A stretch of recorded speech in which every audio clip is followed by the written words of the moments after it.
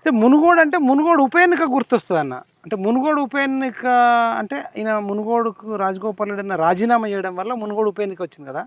ఈ మునుగోడు ఉప ఎన్నిక వల్ల ఈయన రాజీనామా చేయడం వల్ల ఈ నియోజకవర్గానికి ఏమన్నా ఉపయోగం జరిగిందా?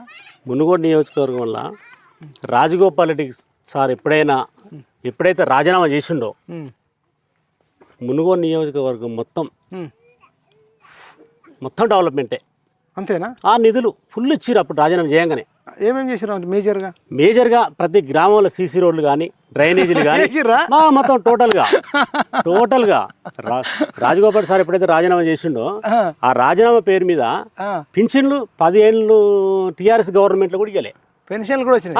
రాజగోపాల్ సార్ అది రాజీనామా చేయడం పెండింగ్లు ఉన్నాయి అన్ని బిల్లులు కానీ ప్రతి ఒక్కటి ఆధార్ కార్డులు కానీ రేషన్ కార్డులు కానీ పింఛన్లు కానీ 10 ఏళ్ళు చేసిన టీఆర్ఎస్ గవర్నమెంట్ కూడా ఇవ్వలే. రాజీనామాతోనే రాజగోపాల్ రెడ్డి సార్ ఎప్పుడైతే రాజీనామా చేసిండో అప్పుడే మొత్తం మునుగోడు డెవలప్మెంట్ చేసింది.